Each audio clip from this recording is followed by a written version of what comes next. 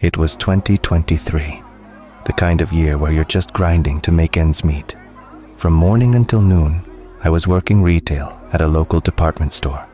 I'd head home, crash for a bit, spend some time with the family, and then by 8 p.m., I was back in my car.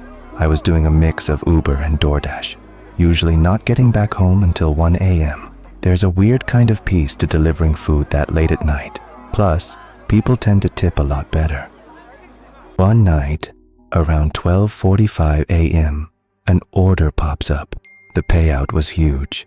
I had to pick up 3 steaks from a local spot and drop them off at a house in a quiet residential neighborhood. I accepted it immediately.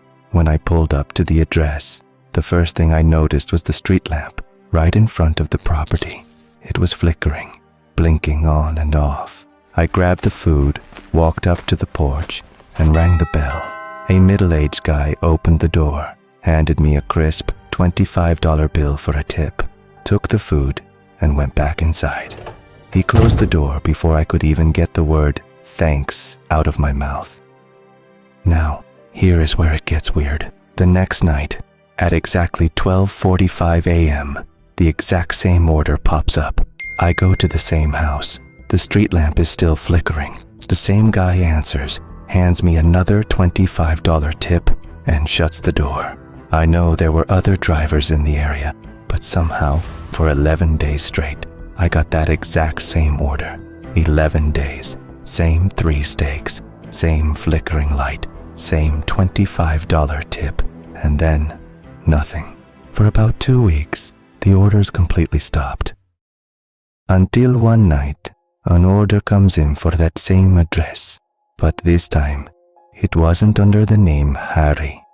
The customer's name was Francie, and instead of steaks, the order was just a burger and some soup.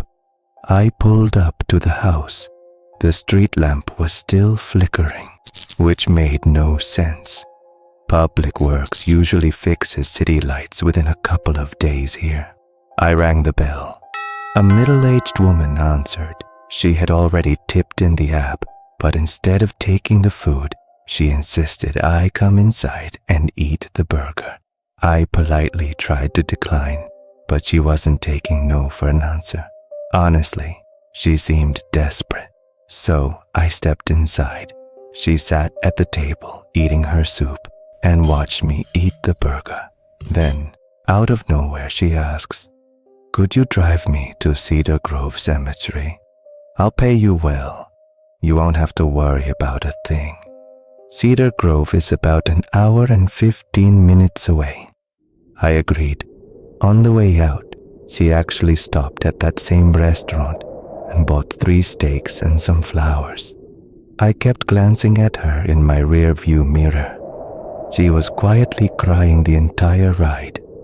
We arrived at the cemetery at 2 a.m. It was massive, perfectly manicured and freezing. We walked in the dark for about 5 minutes until we stopped under a large tree. I looked down at the headstone.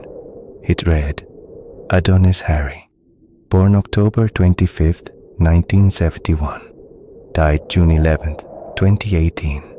Next to it was a black and white photo of the man. My blood ran cold.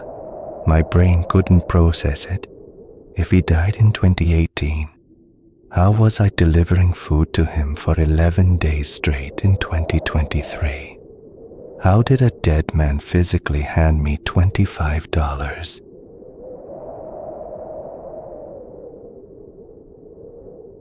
I couldn't say a word. She was sobbing over the grave. She pulled the 3 steaks out of her bag.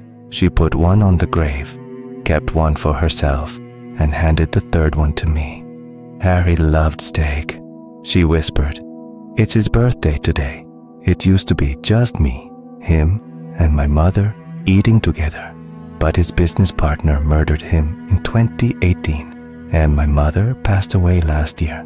Please, eat my mother's portion. It will bring his soul peace." A cold sweat broke out all over my body. I had absolutely no appetite, but out of pure primal fear, I unwrapped that steak and choked it down.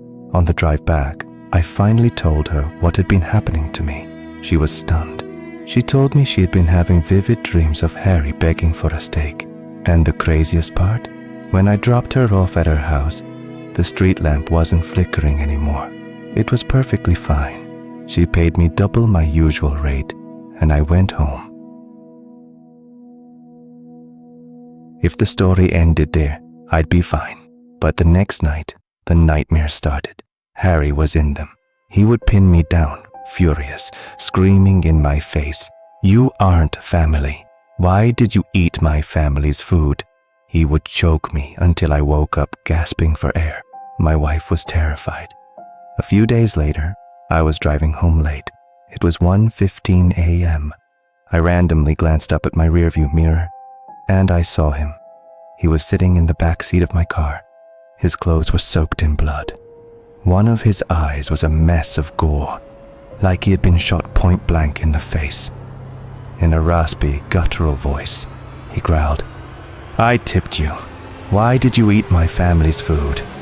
I panicked. I completely lost control of the wheel and slammed my car straight into a tree. By some miracle, I survived with barely a scratch, though the car was wrecked. I didn't wait. The very next morning, I went straight to a local Catholic church and told the priest everything. He didn't look at me like I was crazy. He blessed me with holy water, prayed in a whisper, and gave me strict instructions. That exact same day, I went out, bought 3 steaks, bought fresh flowers, and drove back to Cedar Grove Cemetery. I placed them on Harry's grave, apologized, and left. I haven't had a nightmare or seen Adonis Harry ever since.